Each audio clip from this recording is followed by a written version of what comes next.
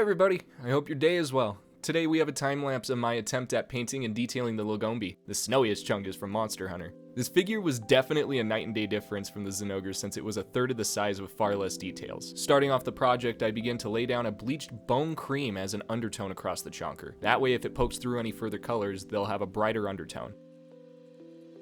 I'm glad I did this little real-time scene. It was a nice refresher from the speedy parts, and I think I'll add more of these segments in future videos to get better looks at the process overall. Plus, being able to see those details across the figure at normal speed is just really pleasing to the eye.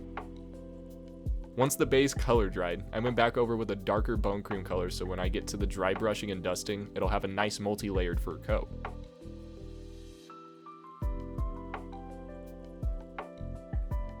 I threw together a mixture of that dark bone cream with an almost black gray onto the fur tufts of his back.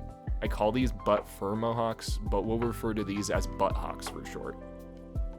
I'll quickly hit his paws with a light brown to separate the feet from the fur, and move toward his head to line the outer part of the ears, and the highlight crown that moves over the face to the nose with a crow gray hue.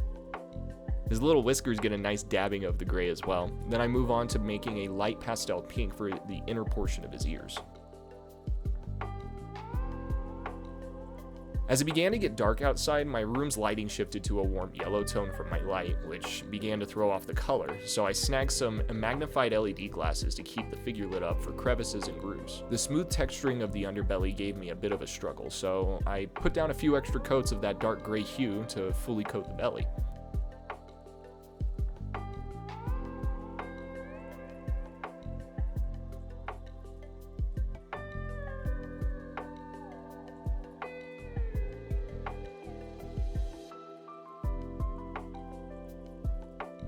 I ended up painting the butthawks back to the prior cream color to prep it for airbrushing. I got worried if I tried to airbrush over the existing color it would be too dark and not as blended with the fur as I'd want. Before moving on to that phase, I apply the same gray to the thick hide-like pads on the front of the forearms, dust some extra touch-ups across the head, and give a little more of a leathery brown coating across the snow toe beans. The airbrush application is a short process on this guy. I only intended the gradient fade of that gray to cover the butthawks and make a connection from the underbelly to the sides where the fur begins to overlap. At this point it had become much later in the day, and I seemed to have accidentally bumped my camera, knocking the focus out of whack and blurring the image. During this time, I went over the cream color with a not so white to highlight the fur that would be getting sun-kissed. Once I catch a happy accident and turn HD mode back on, you start to see how much definition has been set into the figure overall. I forgot to mention during the time that I was touching up his face and underbelly earlier, I applied a super thin layer of purple to the nose and face guard and yellow to the eyes so they would pop. With a gradient fade from the airbrushing, his underbelly accurately transitions from dark gray to purple as you move away from the face, with a yellow dash pattern on his chest. Finishing up the figure didn't feel the same as usual. I decided that a stain bath with the stain I currently have may throw off the coloring, so I simply added some muddy patterning to the fur around the Lugombi's feet, accenting its ability to get the tummy zoomies and throw practically igloos at its foe. I'm happy with it. I just felt empty inside not soaking the figure with fake squid ink.